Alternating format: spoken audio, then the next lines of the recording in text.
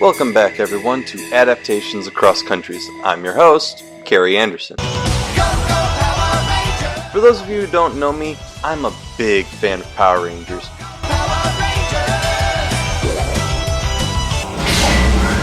Mastodon! Pterodactyl! Triceratops! Saber-tooth tiger! Tyrannosaurus!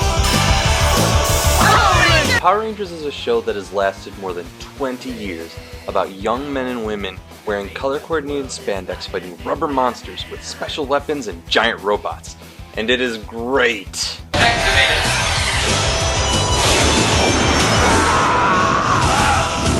But for those who don't know, Power Rangers actually came from a Japanese series called Super Sentai, which predates it by almost 20 years. Kyoryu Sentai! Zyuranger! If you thought there were a lot of Power Ranger seasons, then you won't believe the scope of Super Sentai. Now technically, the first Super Sentai series was created by famed manga author Shotaro Ishinomori, called Secret Task Force Go Ranger! However, long before, it was thought the first Super Sentai was Battle Fever J! And as far as the tropes of Super Sentai, this lines up because Go Ranger didn't have giant robots, but Battle Fever J did. But if you want to go back even further, there's one series that started the giant robot trope before then. Spider! Let's go!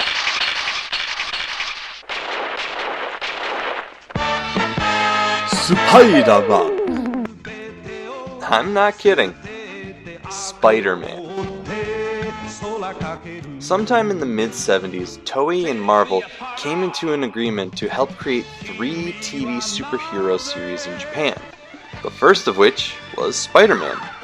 During production, many producers were working on trying to adapt the original Stan Lee Steve Ditko comic, but Toei producers wanted to jump in on the giant robot bandwagon that Mazinger Z and Getter Robo had started, and decided to give Spider-Man a giant robot. The result being this.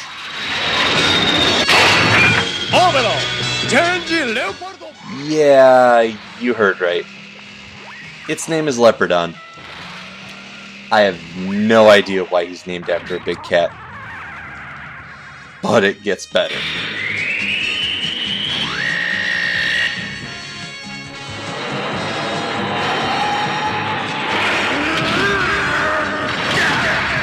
Spider-Man is Takuya Yamashiro, son of a scientist and a bike racer who stole Deadpool's bike.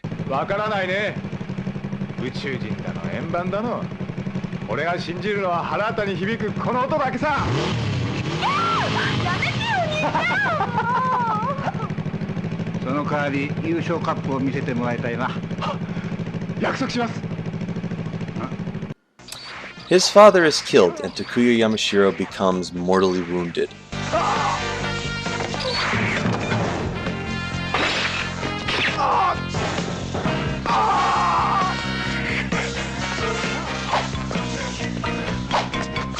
Upon his escape into a cave, he meets Garia, an ancient alien from the planet Spider.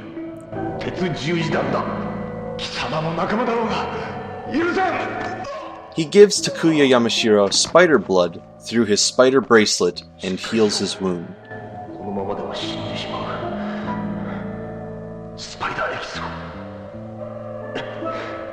With the spider bracelet, he is given a spider suit, which gives him amazing strength and durability, as well as the spaceship Marveler, which can transform into Leopardon, or Leopardon, whichever your pronunciation is that you like.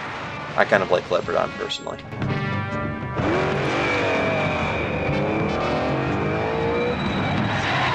Garia comes from the M77 galaxy on a planet called Spider. His entire civilization is destroyed by the nefarious Professor Monster, and vows revenge for his heinous acts. Wait a minute, Planet Spider is in the M77 galaxy? Can't Ultraman from the M78 galaxy just come in and save them? Huh. I guess Ultraman hates spiders.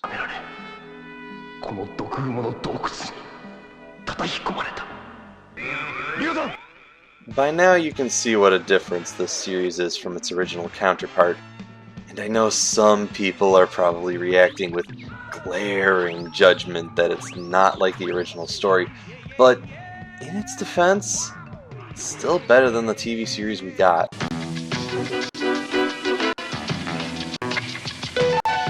Allow me to introduce The Amazing Spider-Man from 1977. A Spider-Man series that no one really talks about, and for good reason. The series wasn't very engaging. The show's episodes revolved around Spider-Man taking out some more creative criminals, kind of in the same style as Charlie's Angels or the A-Team. And that's where The Amazing Spider-Man fails the hardest. Its villains are not very, well, Spider-Man. They're just general people with no special powers or abilities. Miss, please come back inside and let's talk, okay? No. I'm all through talking.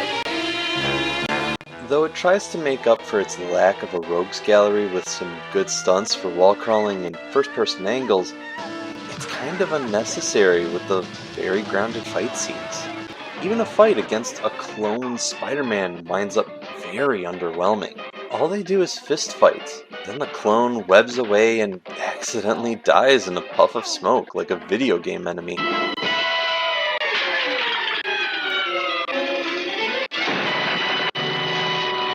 What else doesn't help is that the show took out the entire Uncle Ben motivation for Peter, which hurts the monologue that Peter's actor, Nicholas Hammond, gives in the second episode about how being Spider-Man is a curse. We're talking right now.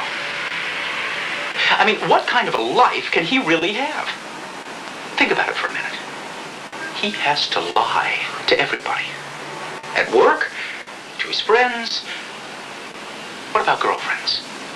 How could he ever hope to get married and just have a normal life? People think it would be really wonderful to have Spider-Man's powers. Let me tell you, I'm not so sure whether it's a blessing or a curse. If he doesn't have Uncle Ben's death on his hands, then he has no reason to continue being Spider-Man.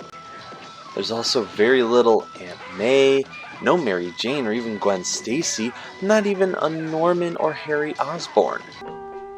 拓也、君はもう立派にスパイダーマンだ。さあ行けスパイダーマン。私の復讐を、父の復讐を。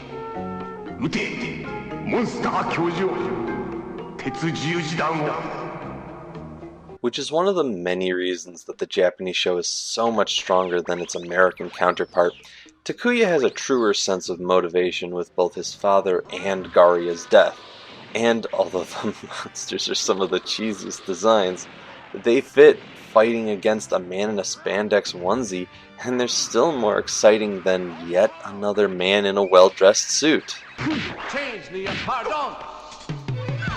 What both series are lacking is web swinging, though that can't be helped given the limitations of effects back then. Despite that, Toei's Spider-Man has super foresight, a magnetic lockpick, a radar, a bunch more powers that came out of nowhere, and of course, a giant freaking robot! Change the pardon! You know what's even crazier about this robot? The costume was stolen in mid-production. Yeah! After episode 10, they didn't even have the suit anymore, and they couldn't make another. So, what'd they do? They just used stock footage and kept the show running for 30 more episodes. So how did it last so long without the robot? Well, it's funny, but I think it got better when Leopardon got stolen. Soon after episode 10, I thought the writing really improved and got me invested with the characters of the week and Spider-Man himself. Which is more than I can say about some other Spider-Man shows. Like one episode where Leopardon never shows up, Amazonas corrupts a woman into becoming beautiful to get the attention of a jerk who used her for her money and forgot her. But with her beauty, she would become an assassin, mind-controlled for the Iron Cross Army. It's a tragic tale of misplaced affection and overwhelming guilt that led to an untimely tragedy that, to me, is truly worthy of a Spider-Man story, or even the classic Incredible Hulk starring Bill Bixby.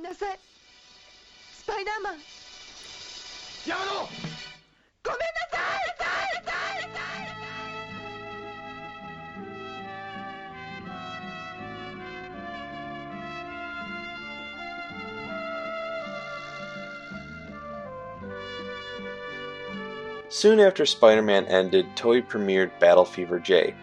Funny enough, this was originally going to be Captain America, but the obvious differences of the country meant they had to change it around. They thought maybe Captain Japan would be a better series, and one thing and another led to Battle Fever J.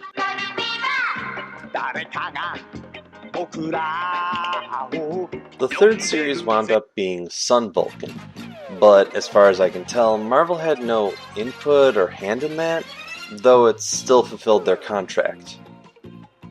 So why do I bring all this up?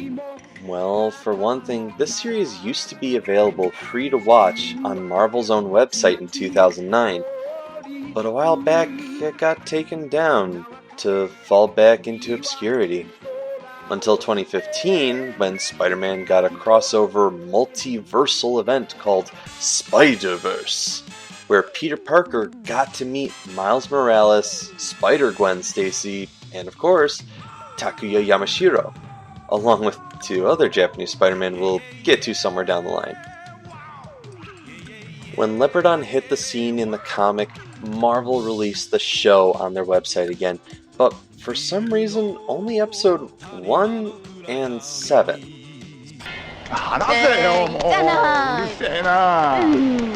俺やだよ変な雲踊りなんかさスパイダーマンの歌がなぜ若者のハートを捉えるのか小林幸太郎に密着取材したいのよねえ協力頼むねしょうがねえな Episode 7 with the song about Spider-Man shaking his bum.